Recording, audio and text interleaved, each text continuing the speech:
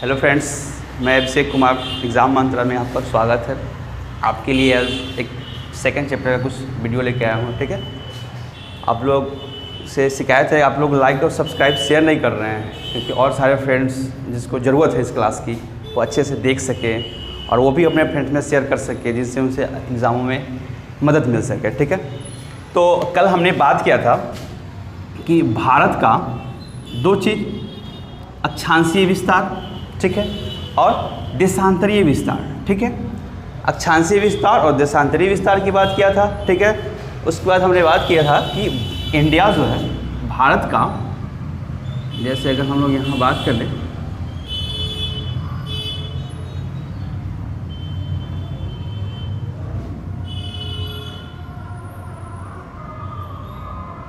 ठीक है, भारत का जो प्रधान मध्याह्न रेखा है, टाइम जोन है, ठीक है, वो लंदन के ग्रीनविच से कितने घंटे आगे और कितने डिग्री पे है। तो भारत का हमने देशांतरीय विस्तार भी बात किया था, और भारत के ग्रीनविच को ड्रॉ करने के लिए हमने क्या किया था कि ग्रीनविच कहाँ से ड्रॉ किया जाए। भाई सबसे बड़ा टेंशन ये था, तो क्या किए, से दोनों देशांतरीय विस्तार, इसे और इसे जोड़कर 2 से हमने भाग दे दिया और देखा कि जो बीच का जो भी 2 से डिवाइड करने के बाद जो बीच का है वहाँ से मैंने एक लाइन ड्रॉ कर दिया। ठीक है, तो ये भारत का 82.5 डिग्री भारत का प्रधान मध्याह्न रेखा है।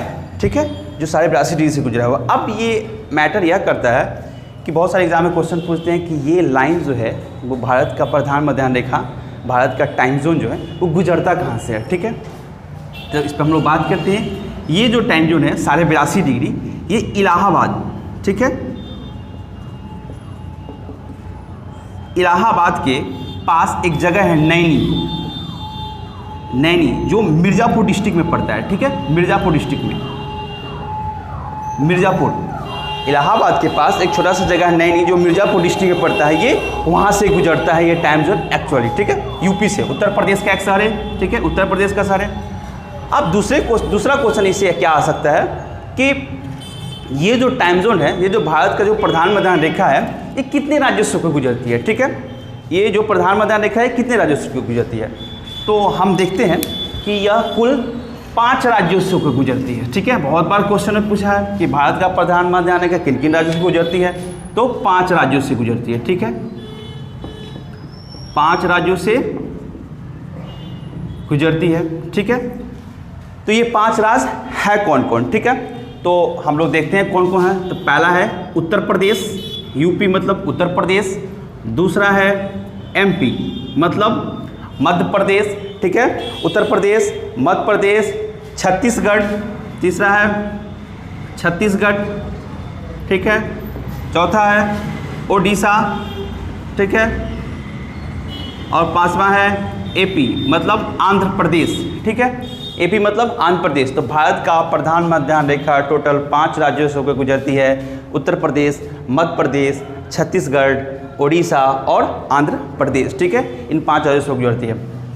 और मेनली अगर एक स्पेशल बोले कि भाई अगर ऑप्शन में हो नैनी कि भारत के प्रधान मध्याह्न रेखा कहाँ से गुजरती है एग्जैक्ट पॉइंट, तो नैनी से, एक छोटा सा डिस्ट्रिक्ट है नैनी, मिर्ज़ापुर में। ठीक है, एक जगह है मिर्ज़ापुर डिस्ट्रिक्ट में, छोटा सा जगह है। ठीक है, इतना हम लोगों ने फर्स्ट चैप्टर में देख लिया। ठीक है, अब एक और बात आता है, कभी कभी क्वेश्चन में पूछता है निकालने के लिए। ठीक है, कि कोई भी देश, मान लिया कि कोई भी देश, ठीक है, ये ग्लोब है, ये देशांतर है। ठीक है, देशांतर लाइन आप लोग जानते हैं 0 डिग्री मतलब प्रधान मध्याह्न रेखा जो लंदन के ग्रीनविच से गुजरती है। ठीक है, अब कोई भी देश अगर कितने डिग्री देशांतर पर है, तो उस देश का समय लंदन के ग्रीनविच से आगे है या पीछे है। तो आगे पीछे है इसका पता तो आप लोग लगा लेंगे कि ये एक, मान लिया कि ये क्या है, एक्स एक्सिस है, ये वाई एक्सिस है। ठीक है, सॉरी, ये वाई एक्सिस और ये एक्स एक्सिस है। तो इसके इधर जाएंगे, पूर्व की तरफ जाने पे पॉजिटिव होता है और इधर पश्चिम की तरफ आने पे घटता है। तो मुझे पता है कि हम प्रधान मध्याह्न रेखा के पूर्व की तरफ जाते हैं तो उस देश का समय आगे होता है लंदन से ग्रीनविच से, और जो पीछे के देश होते हैं, पश्चिम के देश होते हैं, उनका समय लंदन के ग्रीनविच से पीछे होता है। अब मान लिया कि कोई भी देश 75 डिग्री देशांतर पे है। ठीक है, मान लिया कि कोई भी देश 75 डिग्री देशांतर पर है, क्वेश्चन है कि कोई भी देश अगर 75 डिग्री देशांतर पर है तो वह ग्रीनविच से, सीधा लंदन ग्रीनविच से, तो वह ग्रीनविच के समय से कितने घंटे आगे है, या कितने घंटे आगे है या पीछे है। ठीक है, अगर ये क्वेश्चन आ जाए कितने घंटे आगे है या पीछे है, तो हम क्या करेंगे, तो आगे है या पीछे है इसका पता लगाने के लिए हम देखेंगे कि ये 75 डिग्री देशांतर पर देश इधर है, वो पश्चिम के देश है कि पूर्व के देश है, ये हमें मैप से पता चलेगा। ठीक है, इंडिया के मैप से, और थोड़ा मैप स्टडी करना पड़ेगा। मैं मैप स्टडी भी कराऊंगा आप लोग को, पूरे वर्ल्ड मैप का, इंडिया का मैप का, पूरे स्टेट बाई, देश बाई। ठीक है, तो आगे या पीछे इसका पता करने के लिए तो मुझे पता चल जाएगा कि अगर ग्रीनविच से पूर्व की तरफ है तो वो देश आगे होगा, ग्रीनविच से पश्चिम की तरफ है तो वो देश पीछे होगा। अब कितने घंटा आगे या पीछे है इसका पता हम कैसे करेंगे, तो मैंने कल बताया था कि 1 डिग्री देशांतर जब चलते हैं हम लोग तो समय कितना लगता है, 4 मिनट। ठीक है, 1 डिग्री देशांतर चलते हैं तो समय लगता है 4 मिनट। तो 75 डिग्री देशांतर चलेंगे तो कितना समय लगेगा, तो 75 × 4/60 हम लोग घंटा में निकालते हैं। इस 4 मिनट को घंटा में बदलेंगे तो 4/60 करेंगे। अब काट दीजिए, तो 15 × 5 = 75, 12 × 5 = 60, 4 × 3 = 12, 3 × 5 = 15, मतलब कि 5 घंटा जो 75 डिग्री देशांतर पर कोई देश होगा तो वो ग्रीनविच के समय से 5 घंटा पीछे होगा। ठीक है, पीछे होगा। ठीक है, क्योंकि ये इधर का देश को हम लिए हैं। अगर ये इधर देश लेते 75 डिग्री देशांतर में कोई देश यहाँ होता तो ग्रीनविच के समय से आगे होता, 5 घंटा आगे होता है। ठीक है, यहाँ तक समझ में आया। अगर कोई समस्या हो तो आप लोग कमेंट बॉक्स में जाकर कमेंट करें, और वीडियो को लाइक करें, सब्सक्राइब करें और शेयर करते चलें। ठीक है, चलिए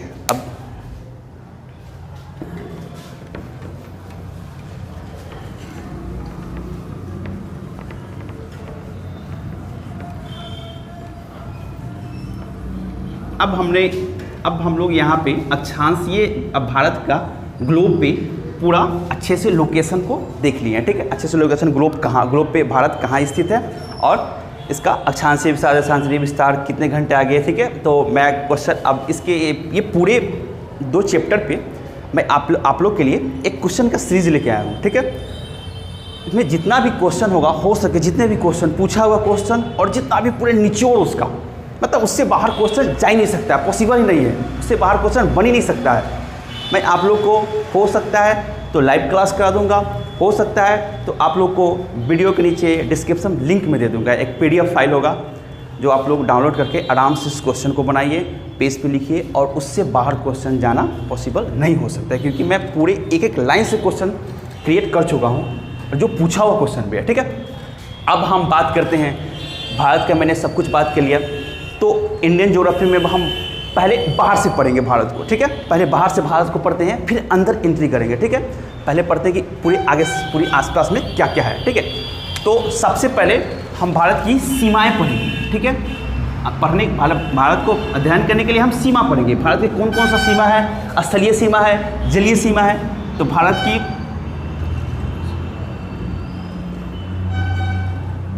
सीमाएं, ठीक है, सीमा भारत में 2 प्रकार का सीमा है। ठीक है, सीमा मतलब बाउंड्री। ठीक है, सीमा का मतलब हो गया बाउंड्री। तो कौन कौन सा सीमा है, एक है स्थलीय सीमा, ठीक है, और दूसरा क्या है, जलीय सीमा। ठीक है, स्थलीय सीमा और जलीय सीमा। जलीय सीमा का जल के साथ सीमा कहने का मतलब है कि कोस्टल एरिया, तट के साथ, समुद्र के साथ लगा हुआ सीमा, जो कहाँ पे है, गुजरात, मतलब काठियावाड़ तट। गुजरात के तट को हम लोग काठियावाड़ तट बोलते हैं। मैं इसे बताऊंगा, मैं अलग अलग तट के बारे में भी बताऊंगा अगले वीडियो में। ठीक है, तो गुजरात से लेके कहाँ तक, पश्चिम बंगाल तक ये तट होगा। कौन सा तट होगा, ये जलीय सीमा है भारत का, समुद्र के साथ सीमा है। ठीक है, और यहीं पे गुजरात से लेकर और कहाँ तक, सीधा यहाँ पे लगभग मिजोरम, मणिपुर तक, नीचे तक, ये टोटल सीमा कहाँ तक है, ये इसका स्थलीय सीमा है। ठीक है, तो भारत के 2 सीमा हो गया, स्थलीय सीमा और जलीय सीमा। टोटल सीमाओं की लंबाई अगर हम बात करें तो कितना है 22,716.6 किलोमीटर, ठीक है। भारत की टोटल सीमाएं हैं, स्थलीय सीमा और जलीय सीमा, ठीक है। अब हम डिवाइड करते हैं कि स्थलीय सीमा कितना है और जलीय सीमा कितना है। तो स्थलीय सीमा जो है वो 15,200 किलोमीटर है, ठीक है, 15,200 किलोमीटर है। और जलीय सीमा, जल के साथ सीमा भी दो प्रकार का होता है। कौन कौन सा? जल के साथ सीमा भी दो प्रकार का होता है। कौन कौन सा है? तो एक है मुख्य भूमि पर, मुख्य भूमि पर, और दूसरा है द्वीपीय सीमा।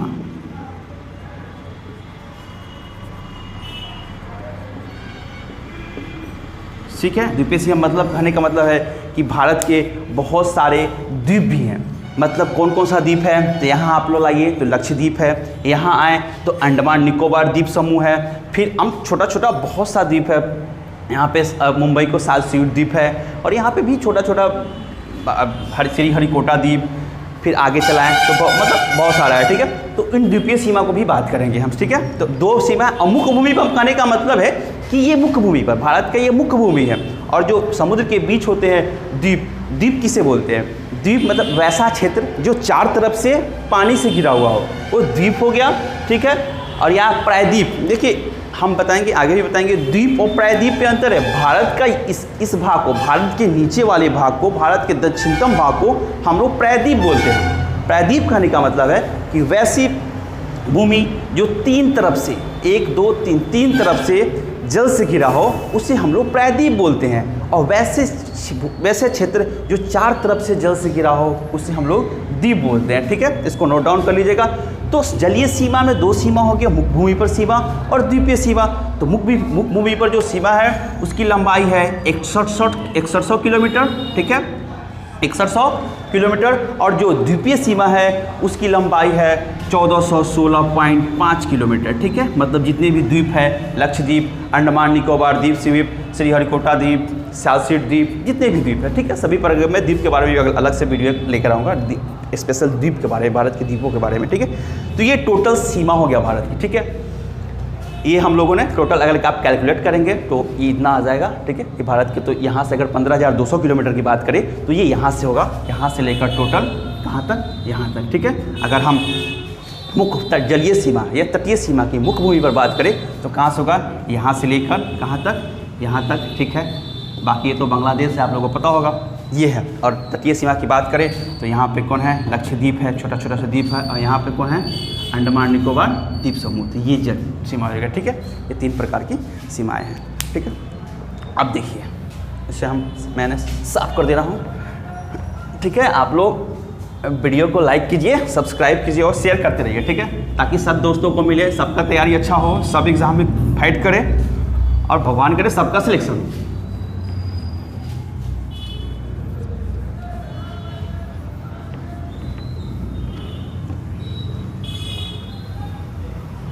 ठीक है।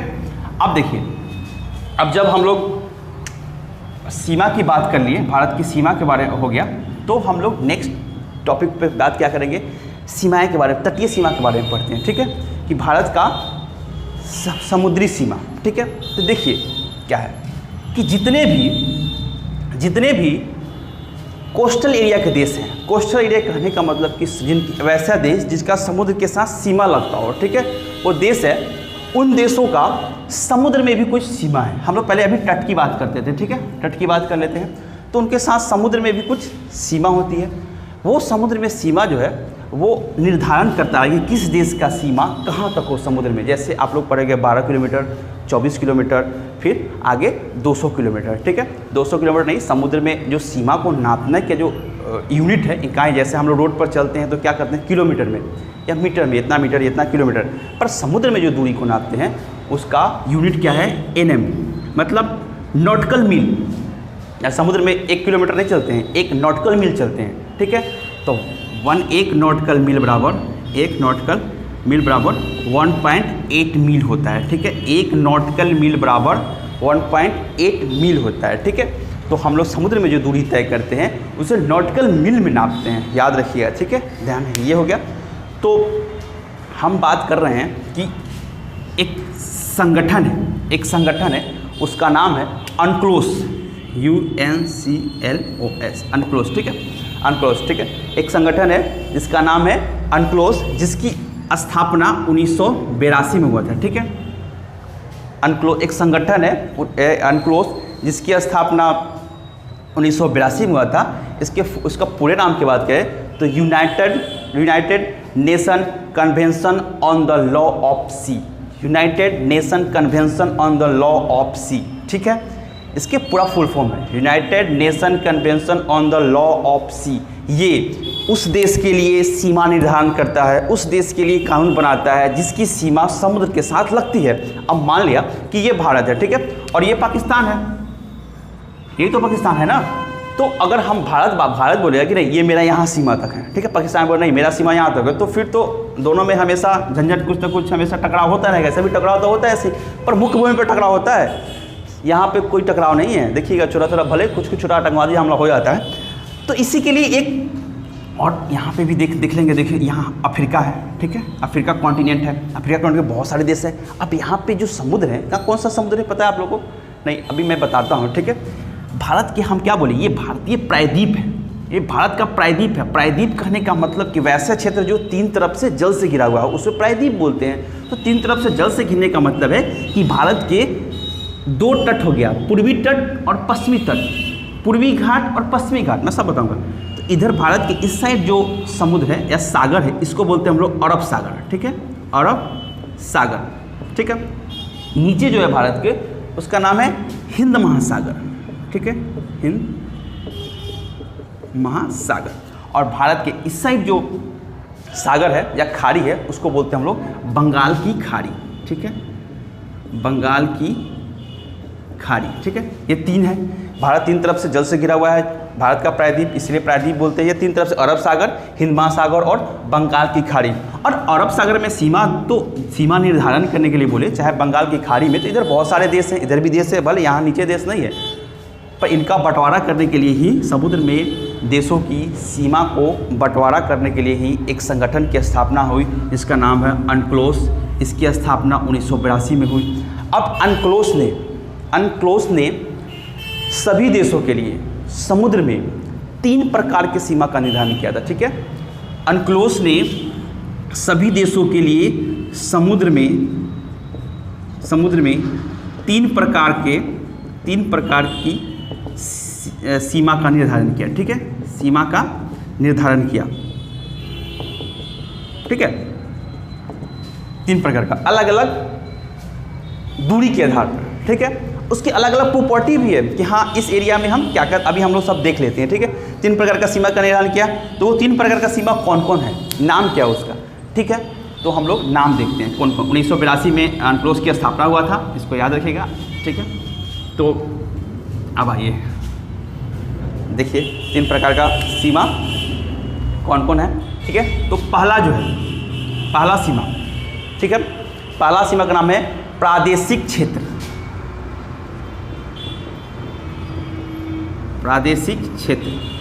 ठीक है। पहला सीमा का नाम है प्रादेशिक क्षेत्र। इसको इंग्लिश में बोलते हैं हम लोग टेरिटोरियल जोन, ठीक है। पहले सीमा का नाम है प्रादेशिक क्षेत्र, इंग्लिश में टेरिटोरियल जोन बोलते हैं। ये जो है ये मुख्य भूमि से, भारत की जो मुख्य भूमि है यहाँ से 12 नॉटिकल माइल तक, 12 नॉटिकल माइल, ठीक है। मुख्य भूमि से 12 नॉटिकल माइल का जो सीमा होता है उसे हम लोग प्रादेशिक सीमा या प्रादेशिक क्षेत्र या टेरिटोरियल जोन बोलते हैं, ठीक है। अब सेकंड दूसरी सीमा क्या है, ठीक है। तो दूसरी सीमा का नाम है संलग्न क्षेत्र, ठीक है, संलग्न क्षेत्र, ठीक है। इसे हम लोग बोलते हैं कॉन्टिजियस जोन, ठीक है, कॉन्टिजियस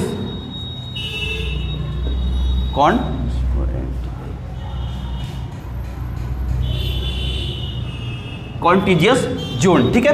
तो सेकेंड जो बाउंड्री है जो मुख्य भूमि से वो है कितने किलोमीटर होगा, तो इसका ये होता है 24 किलोमीटर तक, 24 नॉटिकल माइल तक, 24 नॉटिकल माइल। मैं बार बार बता रहा हूँ कि समुद्र में जो भी सीमा निर्धारित करते हैं वो किलोमीटर में नहीं होता है, नॉटिकल माइल में होता है, यूनिट। ठीक है। अब तीसरी जो सीमा है भारत का, जो समुद्र में 3 प्रकार की सीमा होता है, अनक्लोज ने 3 प्रकार की सीमा का निर्धारण किया है। पहला है टेरिटोरियल जोन, दूसरा है कॉन्टिजियस जोन और तीसरा जो है वो अनन्य आर्थिक क्षेत्र। उसका हिंदी में नाम है अनन्य आर्थिक क्षेत्र। ठीक है, अनन्य आर्थिक क्षेत्र, इसे हम लोग एक्सक्लूसिव जोन, एक्सक्लूसिव जोन, ठीक है, ये अनन्य आर्थिक क्षेत्र। इसमें ये देखने से ही, नाम से ही पता चल रहा है अनन्य आर्थिक क्षेत्र मतलब इस प्रकार के एक आर्थिक गतिविधि। जैसे अगर मान लें कोई देश बोले कि ठीक है आप समुद्र में 5-20 किलोमीटर आप आइए, 20 किलोमीटर हम जाते हैं, तो कहाँ पे इकोनॉमिक मतलब कि अर्थव्यवस्था का जो व्यापार जो है किसी देश के साथ समुद्र में व्यापार कहाँ तक हो सकता है। तो अनन्य आर्थिक क्षेत्र जो होता है वो 200 नॉटिकल माइल तक होता है। ठीक है, 200 नॉटिकल माइल तक। कितना है? 200 नॉटिकल माइल। ठीक है, 200 नॉटिकल माइल तक हम किसी देश के साथ समुद्र में व्यापार कर सकते हैं। उससे बाहर का जो क्षेत्र होता है वो ओपन एरिया होता है। ओपन एरिया कहने का मतलब है कि उस पर किसी भी देश का स्पेशल अधिकार नहीं होता है, वो ओपन एरिया होता है। कोई भी देश घूम सकता है, कुछ भी कर सकता है, कोई दिक्कत नहीं है, लेकिन अगर प्रदूषण नहीं फैला सकता है, क्योंकि प्रदूषण फैलाएगा तो अनप्लस उसको ना मिलाएगा, भाई समुद्र को गंदा कर रहे हो आप। पर इन सब एरिया में 12 नॉटिकल माइल, 24 नॉटिकल माइल और 200 नॉटिकल माइल में अगर किसी प्रकार की गलत गतिविधि, किसी प्रकार की कोई घटना होती है तो इसके लिए अनक्लोज आपको डांट फटकार लगाएगा। ठीक है, और सभी अब देखिए, अब हम लोग बात करते हैं कि किस किस सीमा में किसी भी देश को क्या क्या अधिकार मिला हुआ है। जैसे प्रादेशिक सीमा में क्या अधिकार है, हम क्या कर सकते हैं, कॉन्टेजियस जोन में क्या अधिकार है, हम क्या कर सकते हैं, और अनन्य आर्थिक क्षेत्र में क्या अधिकार है, हम क्या क्या कर सकते हैं। ठीक है, तो ये बार बार क्वेश्चन पूछता है कि भारत में किसी भी देश कॉन्टेजियस जोन कितने नॉटिकल माइल तक होता है, बताइए आप लोग कमेंट में। 24 नॉटिकल माइल तक। ठीक है, टेरिटोरियल जोन कितने नॉटिकल माइल तक होता है? 12 नॉटिकल माइल तक। और अनन्य आर्थिक क्षेत्र एक्सक्लूसिव जोन कितने किलोमीटर होता है? 200 नॉटिकल माइल तक। ठीक है, चलिए अब हम लोग देखते हैं कि प्रादेशिक सीमा में, प्रादेशिक क्षेत्र में कौन कौन सी गतिविधि हो सकती है, कोई देश क्या क्या कर सकता है। ठीक है, तो देखिए पहला तो ये होता है 12 नॉटिकल माइल तक। ठीक है, और दूसरा इसमें क्या क्या कर सकता है, तो दूसरा जो अधिकार किसी देश को अपने मुख्य भूमि पर है वही अधिकार उस देश को प्रादेशिक सीमा क्षेत्र तक है। ठीक है, मतलब कि जो मुख्य भूमि पर कार्य कर सकता है वही काम वह समुद्र में 12 नॉटिकल माइल तक कर सकता है। तो मुख्य भूमि पर प्राप्त सभी अधिकार इस क्षेत्र में प्राप्त है। मुख्य भूमि पर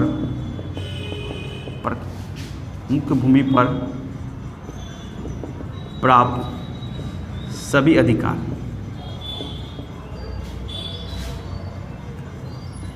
इस क्षेत्र में प्राप्त होते हैं।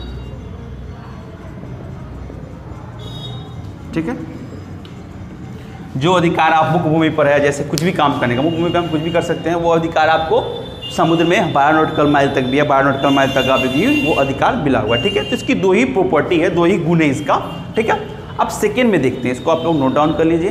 ठीक है,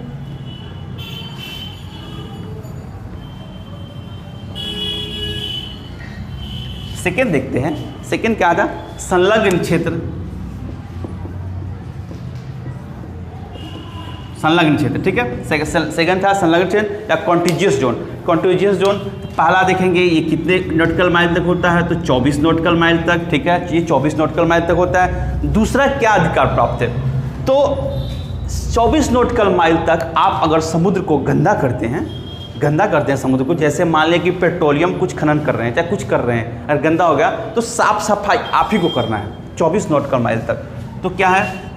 साफ सफाई का अधिकार, साफ सफाई का अधिकार। ठीक है, आपको अगर समुद्र को गंदा कर रहे हैं, अगर आप जैसे कुछ होता है ना, जैसे जहाज, समुद्री जहाज चल रहा है, जहाज से कुछ तेल लीक हो गया या कुछ फेंक दिए, चाहे कुछ जो होता है जैसे कि कुछ गलत गैस होते हैं, गंदे गैस होते हैं, कचरा होता है, जाकर डंप कर दिया, तो आपको साफ़ करना पड़ेगा। ठीक है, 2 अधिकार।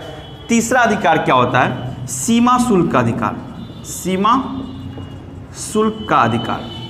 ठीक है, सीमा शुल्क का अधिकार मतलब यह है कि आप अपना, आपका एक बाउंड्री है, जैसे कि मान लिया कि मुजफ्फरपुर चाहे कोई भी जो डिस्ट्रिक्ट है उसको वो भी अपना सीमा शुल्क वसूलता है, तो उसके बाउंड्री में कोई स्टेट है, तो स्टेट अगर पूरा स्टेट है, उसके अगर सीमा में कोई अगर एंट्री कर रहा है तो उसे सीमा शुल्क देना पड़ेगा। ठीक है, उसी प्रकार अगर कोई भारत चाहे कोई भी देश 24 नॉटिकल माइल के अंदर अगर किसी भी देश का जहाज़ एंट्री करके दूसरे देश जाता है, उसे उस जहाज़ को भारत को या किसी भी देश को सीमा शुल्क देना पड़ेगा। बिना सीमा शुल्क दिए वो 24 नॉटिकल माइल के अंदर एंट्री नहीं कर सकता है। ठीक है, ये ध्यान रखिएगा। और चौथा अधिकार क्या है? तो वित्तीय अधिकार, वित्तीय अधिकार। ठीक है, वित्तीय अधिकार मतलब कि वित्तीय अधिकार मतलब वित्त संबंधी कारोबार, बिजनेस, मतलब कि 24 नॉटिकल माइल तक आपके अंदर आप किसी भी देश के साथ व्यापार कर सकते हैं। जैसे कि मान लीजिए कोई भी देश बोला कि ठीक है मुझे समुद्र में ही व्यापार करना है, मैं आपको मुख्य सीमा तक नहीं जाऊंगा, खर्च ज़्यादा आते हैं, तो भारत इस 24 नॉटिकल माइल के अंदर ही व्यापार कर सकता है, कारोबार कर सकता है, उसके बाहर किसी प्रकार का कारोबार नहीं कर सकता है। ठीक है, प्रतिबंध है। जैसे 200 नॉटिकल माइल तक तो अधिकार है, पर 200 नॉटिकल माइल तक कारोबार का अधिकार नहीं। कारोबार का अधिकार, व्यापार करने का अधिकार, बिजनेस का अधिकार, वित्तीय अधिकार सिर्फ कहाँ तक है? 24 नॉटिकल माइल तक ही है। ठीक है, 24 नॉटिकल माइल तक वो किसी भी देश के साथ, जैसे जहाज पे कुछ सामान लेके इधर से आया, इधर से क्या और अपना अदला बदली कर लिए। ठीक है, तो ये 4 जो अधिकार है वो भारत को संलग्न क्षेत्र तक 24 नॉटिकल माइल तक मिला हुआ है। ठीक है, देन तीसरा देखते हैं अनन्य आर्थिक क्षेत्र। ठीक है, तीसरा क्या है? अनन्य आर्थिक क्षेत्र। ठीक है, अनन्य आर्थिक क्षेत्र। ठीक है, इसको क्या बोलते हैं इंग्लिश में? Exclusive zone. ये कितने नॉटिकल माइल तक है? तो ये है 200 नॉटिकल माइल तक। ठीक है, 200 नॉटिकल माइल तक जो भारत का है उस क्षेत्र को अनन्य आर्थिक क्षेत्र बोलते हैं। ठीक है, तो ये यहाँ पे एक कुछ और अधिकार प्राप्त है। तो क्या अधिकार प्राप्त है? तो संसाधनों को दोहन करने का अधिकार, संसाधनों को दोहन करने का अधिकार। जैसे दोहन करने का अधिकार, जैसे मतलब कि आप, जैसे हम लोग बात करते हैं कि पेट्रोलियम खनन। ठीक है, पेट्रोलियम जैसे कि पेट्रोलियम खनन मतलब जैसे कि मुंबई हाई, जैसे आप लोगों को पता होगा, मैं बताऊंगा कि मुंबई जो है भारत का पूरा महाराष्ट्र शहर है, फिल्म सिटी मुंबई भारत के मुख्य भूमि पर नहीं है, आप लोगों को पता होना चाहिए। देखिए मैं यहाँ बताता हूँ। ठीक है, मुंबई यहीं पर है, तो मुंबई भारत के मुख्य भूमि पर नहीं है। मुंबई कैसा है? तो यहाँ एक द्वीप पर है, ये छोटा सा ऐसा द्वीप निकला हुआ है। ठीक है, एक द्वीप है छोटा सा, उस द्वीप का नाम है सालसीट द्वीप। क्या नाम है उसका? सालसीट द्वीप। मुंबई सालसीट द्वीप पर स्थित है। जैसे कि महाराष्ट्र तो पूरा मुख्य भूमि पर है, पर मुंबई एक समुद्र में टापू है, छोटा सा टापू टाइप का है। ठीक है, एक द्वीप टाइप का है, छोटा सा तो नहीं है, बड़ा सा है, क्योंकि इतना बड़ा जनसंख्या है। ठीक है, तो सालसीट द्वीप पर है मुंबई, और इसी सालसीट मुंबई से आगे भारत का सबसे बड़ा पेट्रोलियम खनन केंद्र है। कहाँ पे है? तो यहीं पे है। तो पेट्रोलियम खनन केंद्र कहाँ हो सकता है? तो 24 नॉटिकल माइल तक तो हो नहीं सकता, क्योंकि कोई अधिकार ही नहीं प्राप्त है खनन करने का। हमको संसाधनों को दोहन करने का अधिकार, जैसे पेट्रोलियम खनन का अधिकार या प्राकृतिक गैस खनन का अधिकार कहाँ से है? 200 नॉटिकल माइल के पास। ठीक है, तो यहीं पर एक भारत का सबसे बड़ा पेट्रोलियम खनन केंद्र यहीं पर है, उसका नाम है मुंबई हाई।